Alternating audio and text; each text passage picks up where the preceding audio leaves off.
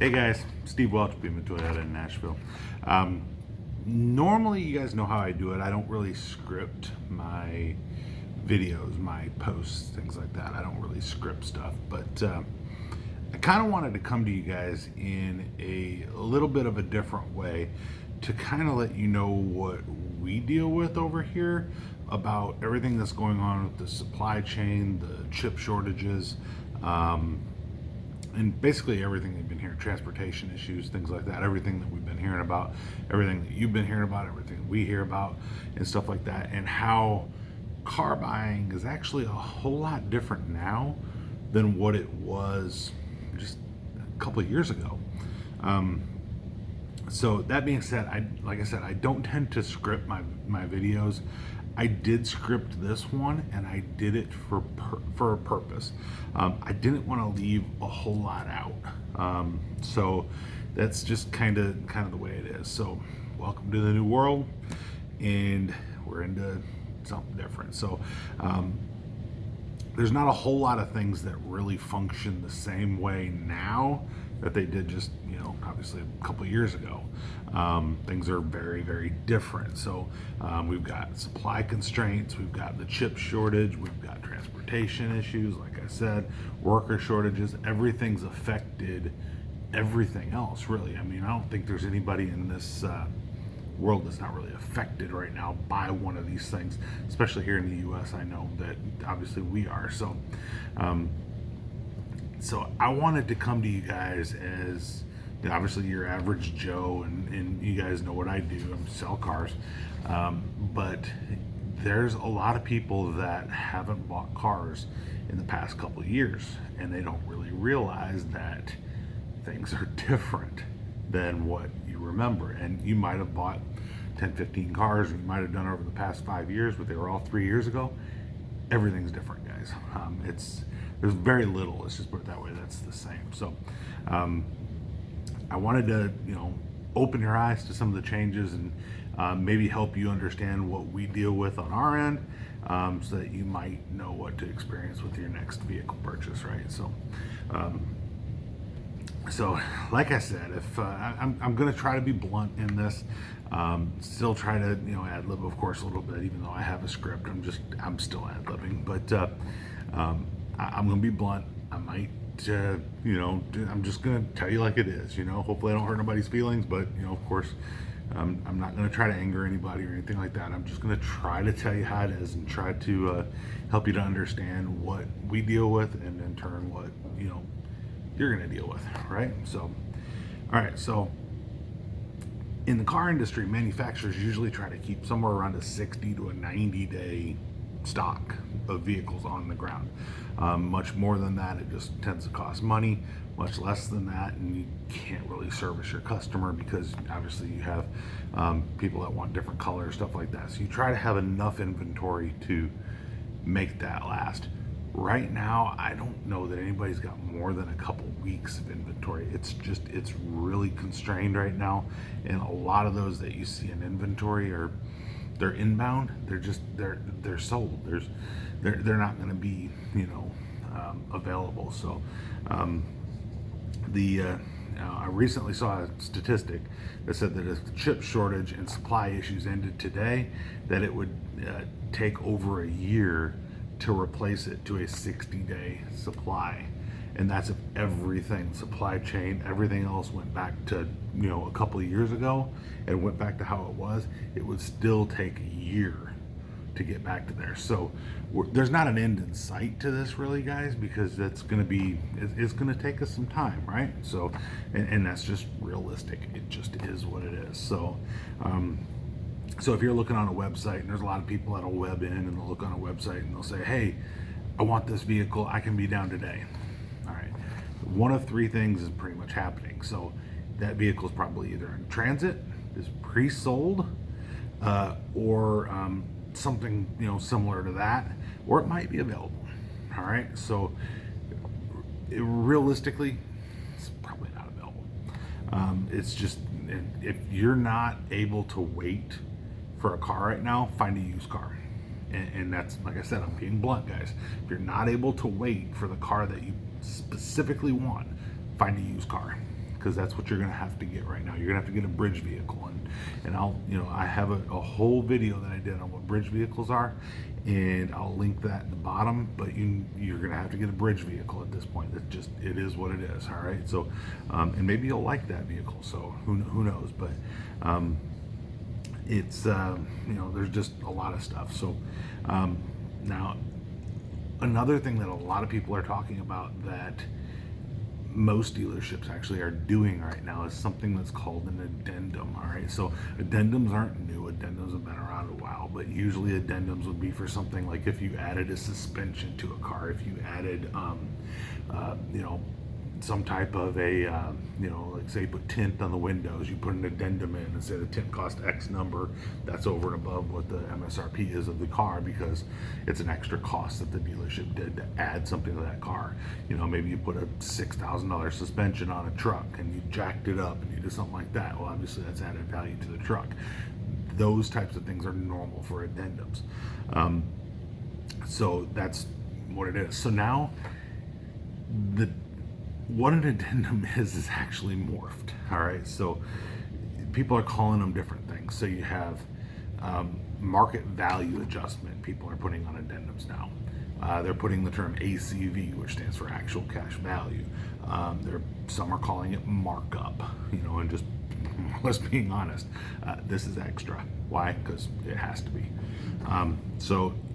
It's just they're adding extra markup because they don't have a lot of vehicles to sell. So it's adding additional money to the MSRP because of the shortage, and that's what the addendum is for. It's not adding anything extra to the vehicle. The thing is that vehicle is more valuable because there are less of them. It's supply and demand. That's exactly what it's always been, supply and demand, right, guys? Some dealers are being upfront.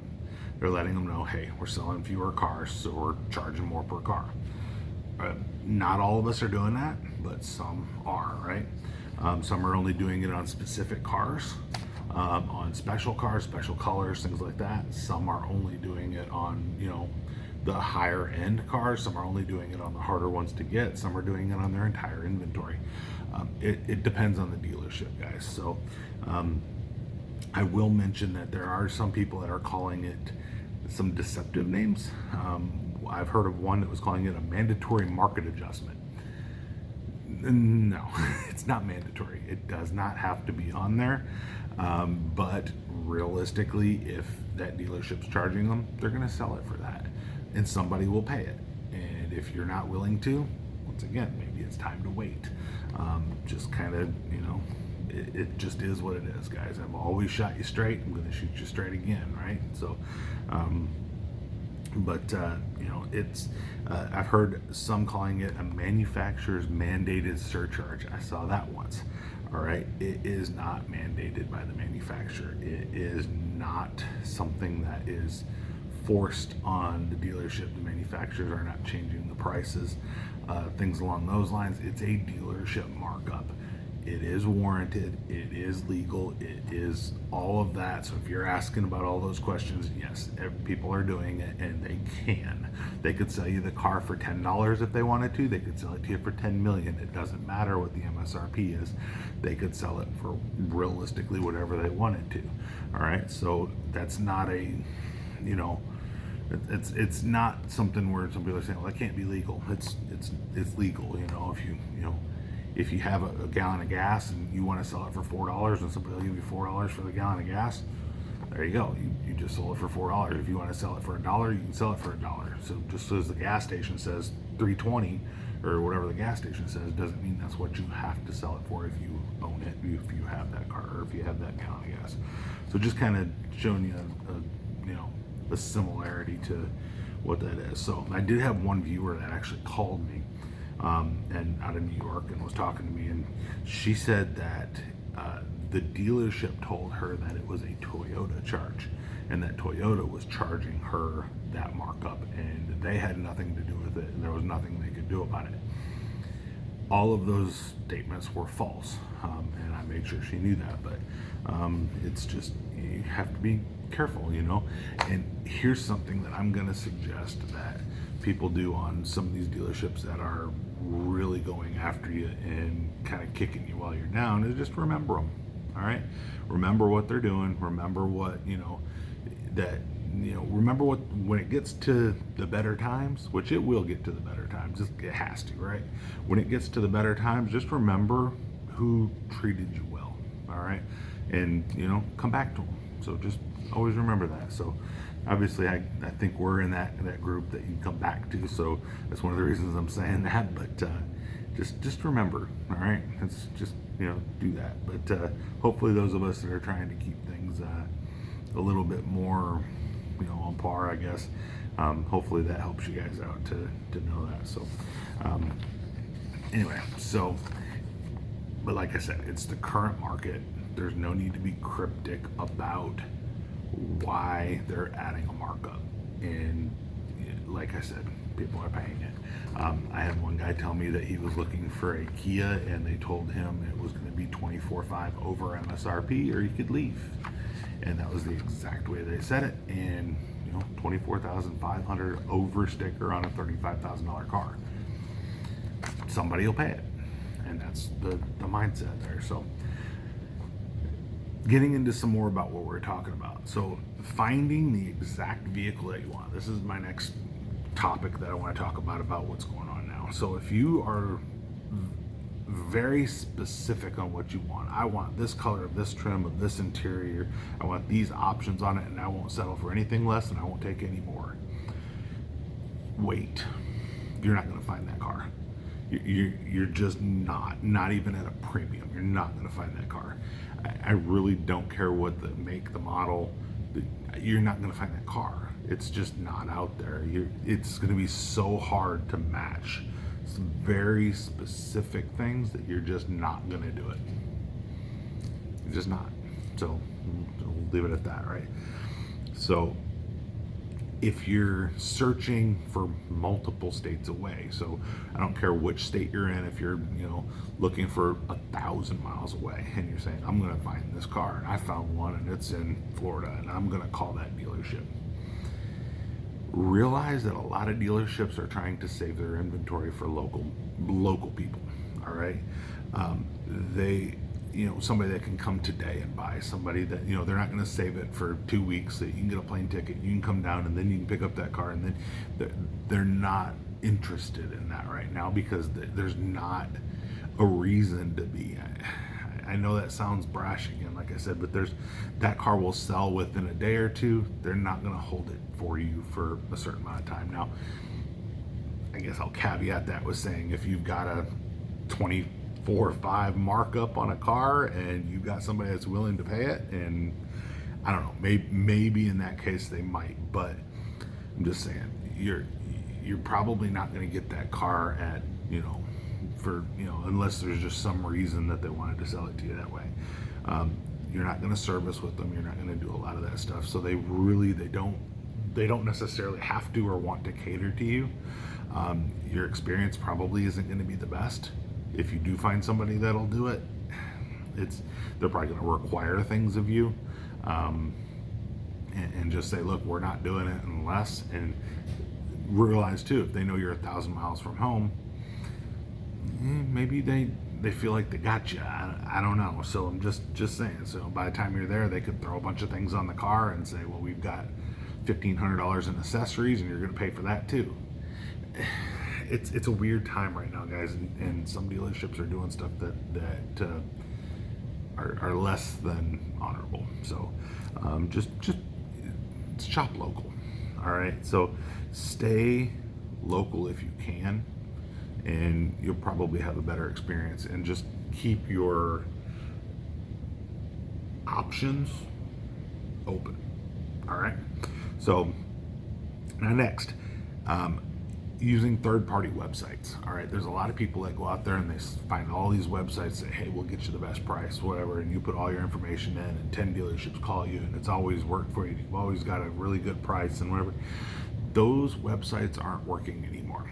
They'll still give you a price. They'll still do all of that stuff, but you're not going to get anything better than what So even if they said, hey, you'll get $1,000 off this car, just take this little slip to the dealership, and that dealership's going to take that slip and they're going to say, nice slip, we're not participating in that. And that's what you're going to hear. So they don't have these websites, these wholesale clubs, they do not have cars to sell.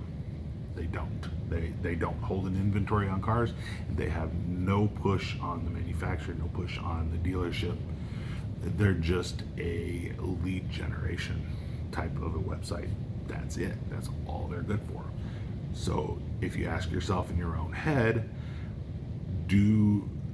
with a massive shortage of inventory, do you need to pay for extra leads, or do you need to have these companies strong arm you into discounting a car that you're going to sell regardless?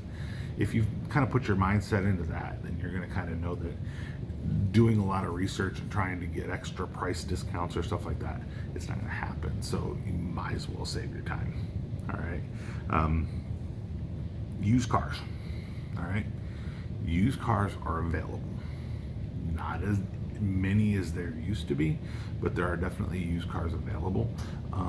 They are out there. I mean, we have a bunch. I do know that, but they're priced higher. They are. They're worth more, so they're selling for more. The last I heard, I think there's something like 3 million cars that aren't coming to the U.S. market that just won't be built. That doesn't mean there's 3 million less buyers. Now, are there fewer buyers than there might have been otherwise? Probably. But if you have less cars and just a little bit less buyers, you're still, needing that, right? So, just realize that with every manufacturer's cut production, there's going to be a lot less cars on the market. I don't care which brand you're looking at, which, trim levels, things like that. So now another part to realize too is that there are some manufacturers that have built cars that they're just waiting for computers. There are thousands of cars sitting on a lot somewhere, and they have nowhere to go. They can't sell them because they don't have the computers for them. They don't have the accessories that they need on them. There's certain things that they just don't have, right? So they can't sell those cars, right?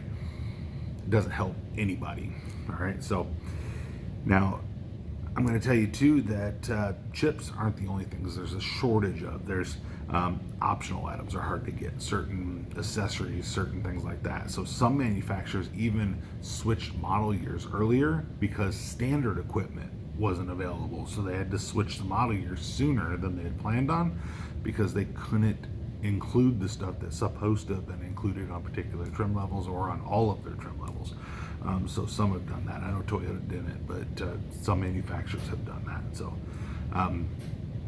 there's a port worker shortage, of course, causing ships that have the boats that are coming, or ships that have the cars that are coming from overseas.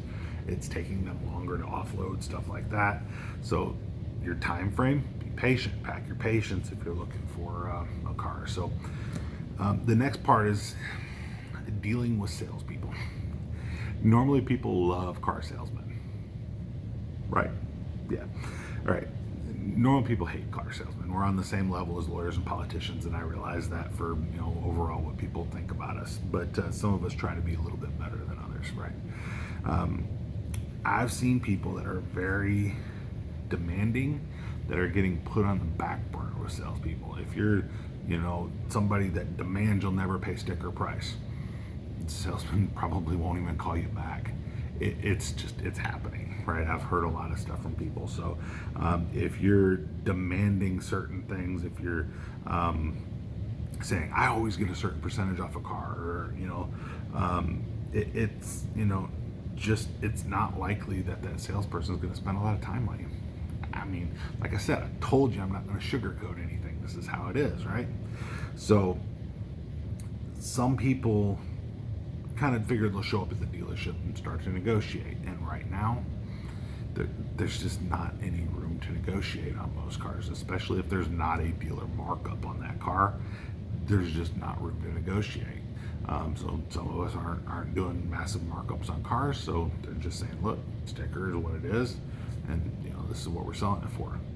there you go. So if you can find it at sticker, you're probably getting a good deal, is the point I'm making there. So if you if you're really demanding before you get to the store, you start saying, "Hey, what's my trade worth? What's my out the door? What's it, just a lot of those stuff that make the salespeople have to really work and spend a lot of time. Right now, you kind of have to realize it's kind of like the housing market. There's 4 or 5 buyers for every car, right? It just there is, right? So if you're somebody that's going to put a lot of work on somebody, and then I mean, I've heard of people go, well, salesperson never called me back. What'd you ask them for? Well, I asked them for the out the door. I asked them for my trade price. I asked them for, I wanted to know what my monthly payment was. I asked them my interest rate. The salesperson just went, this guy's going to be too much trouble. I'm not calling him back. It's happening, guys. It just is, because there's the guy that says, hey, is the car available? Yes, it is. All right, I'll be on my way. And there you go. Or, hey, what's the price on it? It's this. Okay, great. And that person gets their name on the car, and the person that was causing that salesperson to have to do a lot of work, they're not getting a call back. It's, like I said, it's a crazy time, guys, because normally you'd clamor to have somebody that's at least on the hook, and you have somebody to call to sell a car to.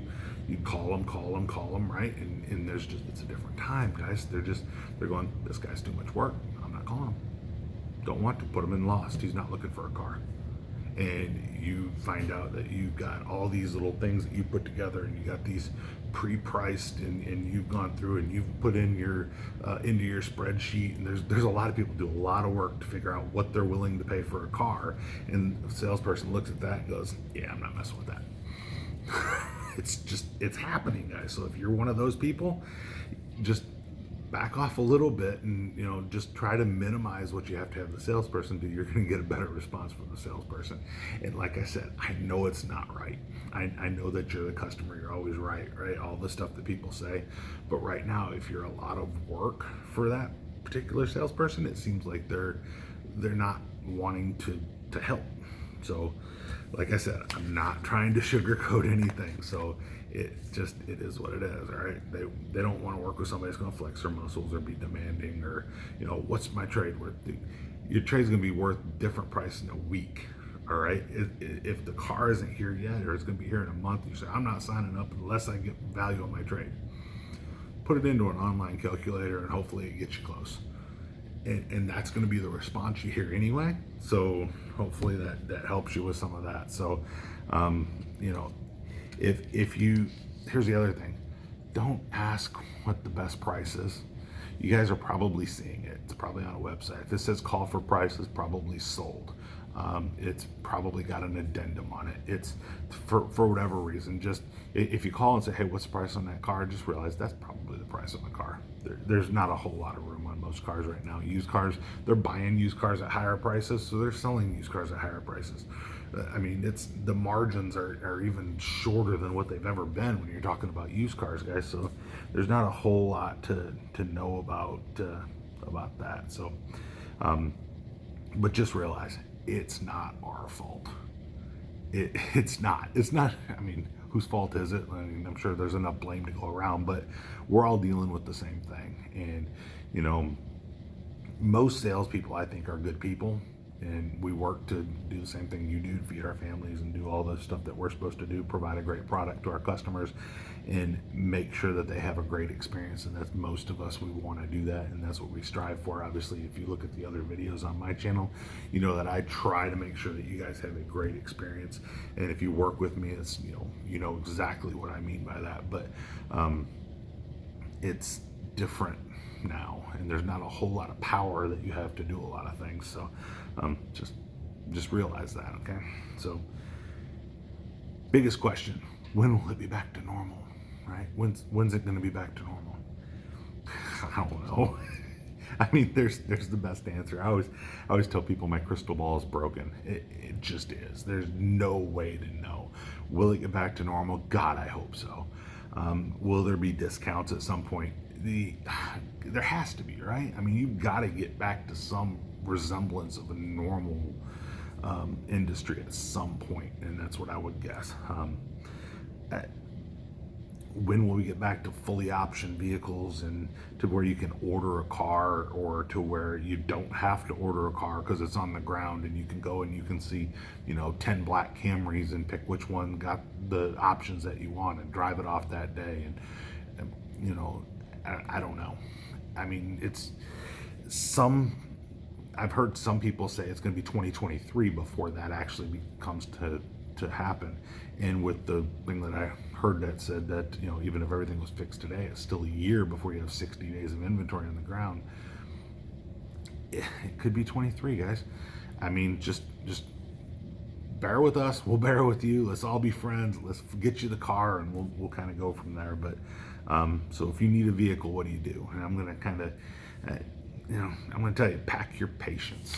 Be patient. Whether it's patient at the dealership, whether it's patient with your salesperson, whether it's patient with the amount of time it takes to get the car, especially if it's a new car, guys. It's taking longer than it ever has to get them, like from overseas, to get, stuff like that, to get them built. It's taking a longer time. So pack your patience. Shop local. Like I said, local salesmen, dealers are always going to work harder for you. So if you're within their general area, they're going to work harder for you. Just trust me on that. They are. Realize the price is the price right now. Of course, if you don't buy it, someone else will. Like I said, just being blunt, right? Do your best to avoid the addendums, but realize they're out there, and most people are actually paying them. So just realize that. Buy a used vehicle as a bridge vehicle. That's something else that I'm telling a lot of people to do. And I'm going to post that thing about the bridge vehicle in the bottom of the link there, of course, my video. So, I'll explain what a bridge vehicle is in that. Realize that everything that you knew about buying a vehicle, it's different. If you bought a vehicle 3 years ago, it's changed. Open up your options. Do not be focused on certain options, certain colors, stuff like that. The more you can open up the options, the more likely you are to find a car. Get a used one instead of a new one. That's going to help you to get a car quicker too. So realize that your salesperson would much rather give you a discount. So much easier when they come back and say, look, I got you $1,000 off this car. This is about where your payment's going to be. Let's go to finance, sign here. So much easier to do that than to say, no, this is the price. Can I get $100 off? No, there's just no room on that car. I can't even get you $100 off that car. Maybe I can, but that's all I can get. You asked for $1,000 and I brought $50. Seriously, $50? What does that do on a $25,000 car?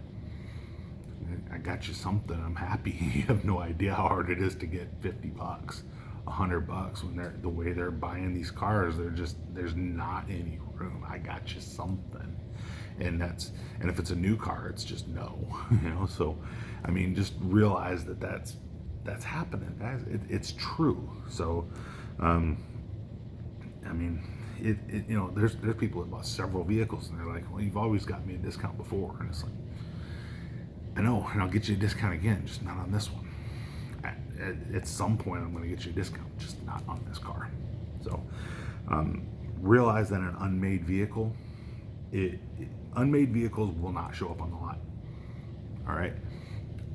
This is something that you have to consider. So in the next 2, 3, 4 years, normal cycles where people buy a car and then trade out of it every 3 to 5 years, those new cars aren't going to be used cars. So the used car market's going to be condensed for a long time. It has to be. They haven't produced millions of cars. People that were normally buying new cars are buying used cars. So you're condensing this market. And when that 3-year-old used car that somebody bought instead of a new car gets traded in, now it's a 6-year-old car. You're gonna have an issue with that. So just realize the next few years, this is gonna be different on the used car side, even if the new car side gets fixed. So just remember that. So things will return to normal, and this is my closing here, guys. Things will return to normal. Anyone who says that they know when is probably lying. I mean, I don't know anybody that has that ability to say exactly on this date everything's fixed. It'll trickle back. It's not going to be fixed in a snap. It's going to trickle back. The things I've told you are all real. Everything's happening. And I'm just trying to make it to where you don't either waste your time if you're not willing to deal with some of that stuff, or to where you at least understand what you're going to go into when you do go to the dealership or talk to the salesperson. But what does tomorrow bring? Who knows? I believe that used vehicles will remain high, new vehicles will remain in short supply, and everything we used to know will be different for the foreseeable future. And that is exactly what I think. So I know it's not a great answer, but it is the answer. And I appreciate you guys for watching, and hopefully I've given you a little bit of insight on what you're going to deal with if you need to buy a car right now, if you want to buy a car right now.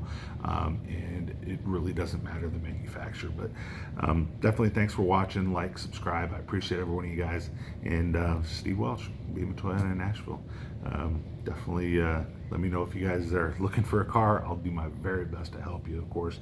And hopefully this has been informative, and been wanting to make this video for a while, and I just did. So you guys let me know if you need anything. Steve Welch, Beaman Toyota. You guys have a great day. Talk to you soon.